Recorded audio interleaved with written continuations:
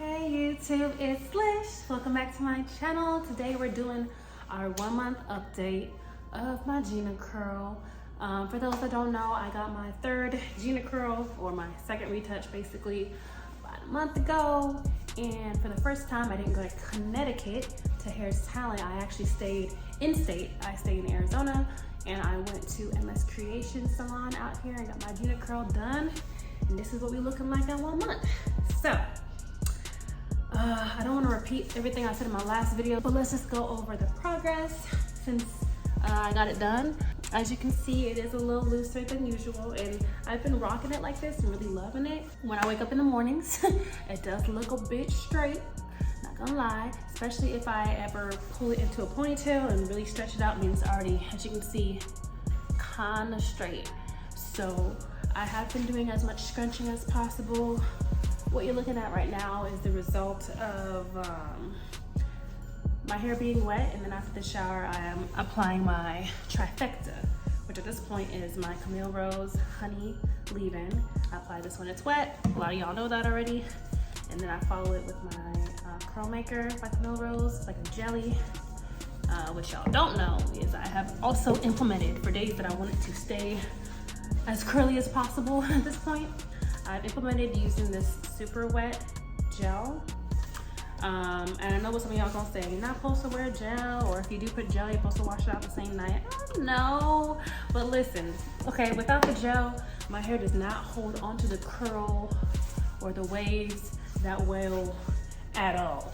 This is my water bottle, my spray bottle that I use. I don't take it with me everywhere or nothing, I'm not crazy. What I'm trying to say is, when I do use the gel, it does sometimes leave kind of a cast. And so I like to use my water bottle and just kind of spray my hair. It's like a continuous spray type of deal. And then I just scrunch a little bit, and that just kind of breaks the cast and gives the hair more movement. So that's my little routine as far as when I'm getting ready to go somewhere. On a day-to-day basis, I don't apply the gel, only when like I'm going somewhere or I want my hair to look like this. A lot of times I'll just be chilling around the house, and I'll either just be rocking it with the honey and the jelly in it, or just the honey, put a little ponytail loosely. And I've even worn hats before, but not often, because I don't think it's at the point yet where I need to start wearing hats for sure. I'll need to start wearing hats more when my new growth starts to really come in and show itself, right? So you can best see it at the front here. So I have a little bit of edge control in the front, but you can see like this hair here. You pull out a few pieces. The hair up at this part has always been kind of short ever since I used to wear weaves. I kind of damaged my hair back then. But you can see, like looking at this, you can see what's kind of Gina curled and straighter compared to the Afro puffness at the roots. Don't mind the gel, the edge control. From previous videos, when I measured my hair, it was always growing around ½ an inch per month, so I assume it's done the same thing.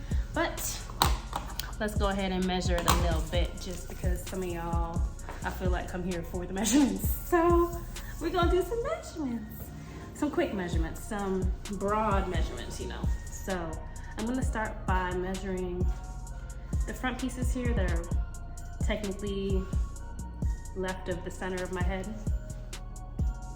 Okay, so I'm just gonna take a little chunk, stretch it out, go to the base of where I feel it being stretched. That's about the base. Stretch it out along the tape measure. We're sitting at about, okay, I can't even see, I'm on the centimeter side. I think it's almost 10, right? 9.5, 10. The longest piece is 10. All right. Let me take a random long piece over here somewhere. Let's see. I really do love the cut that I got at my appointment. As a lot of y'all know, I was struggling with my uneven hair for the longest since the beginning of my Gina curl journey. So I'm excited to see how it grows out with time now that it's even. Let's take a back piece, because I know the back pieces are pretty short, but the back pieces weren't there my initial Gina curl, so this is all new growth since the Gina curl that I initially got back in 2021. Cause I had a undercut, y'all. We're gonna stretch that along. Where are we at? Right about there. About 5 inches. So 5 in the back, 10 in the front. Yeah, I think I actually did lose a little length from the hair when I got the cut because of the unevenness of my hair. Because some pieces were longer than others, we had to cut it so it was all even and all that. So I did lose a couple inches, but I'm not worried. I think I lost 2 inches. I think it was 2 inches, but it's okay because I am way more confident in my hair, knowing that it's not like doing a weird thing at the back anymore. I'm keeping watch of how my hair grows out, see kind of what I'll do next with my hair. I'm going to continue getting Gina curls, but I'm not sure if I want to get it done like this again or if I want to get it done tightly again like I did in the past. The Gina curl itself is usually tighter, but I like a slicker style, so part of me is okay with this as long as it doesn't look too crazy. In a couple months I'm gonna get the same thing done. It's not officially called a Gina wave, but that's kind of how I feel like it is. It's more of a wave. Like if you look at it, you don't see coils really, right? You just kind of see it going to the left and to the right a little bit. So I'm gonna call them waves because that's what they are. But yeah, this is what it looks like when I move it. Left profile, right profile. I'm extra. Yeah. I'll kind of show y'all the back if I can. Okay, can y'all even see my head? My back hurts. Okay, hold on. We're gonna make this work. Okay, this is kind of extra, but can you see the back of my head now? This is what we look like. Okay.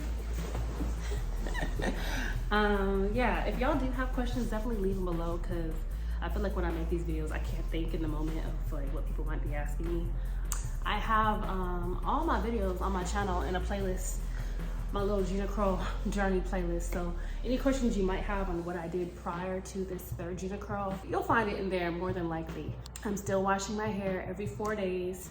I am deep conditioning every so often. I just deep conditioned about a week ago on my entire head, and I paid special attention to the left area here that doesn't have as much hair because of past weaves, along with, I think my back left over here is a little thinner than the rest.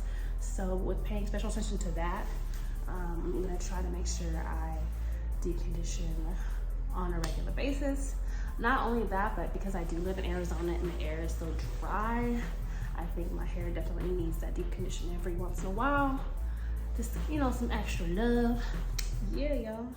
I don't like repeating myself, so that's why I'm not gonna go into what I used to wash and all that other stuff. I'm using the same stuff. When I start using different stuff, I'll let y'all know.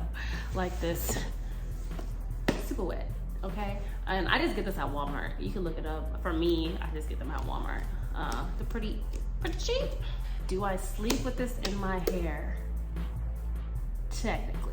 But I don't sleep with it where the hair is just like, you know, so brittle that like any little movement is gonna mess with it. I do loosen it up with water before I go to sleep. I loosen it up with water regardless. I don't walk around with crunchy hair. But yeah, that's not something you're supposed to do. But my thing is, I feel like I'm a special case because my hair isn't as curly or coily. And so to kind of keep and freeze those waves that I do have, I kind of use this so that it doesn't straighten as much, because it does puff up. It's not just like stringy or nothing, like it still puffs up with friction, or if I just put water on it and I don't put much honey or jelly, like my hair will puff up, but it's kind of like a weird puff up. Like it'll puff up to where it looks like this, right? Like it'll get thicker at the bottom and just be like a weird triangle shape, and I don't like that. So That's why I apply the products that I do. And the first initial weeks of having my hair like this, after my cut and everything, I had to find what worked for me as far as keeping that triangle puff up at bay. And that's why I came up with my trifecta of my Camille Rose products I was already using and my gel. So yeah, that's about it, y'all. I do intend to get my next retouch in January, which will be about 5 months since this past retouch. I don't want to wait to 6 months. I just want to get it done again at 5 months, because something tells me around month 5 I'm gonna be looking a little crazy. So we're gonna see.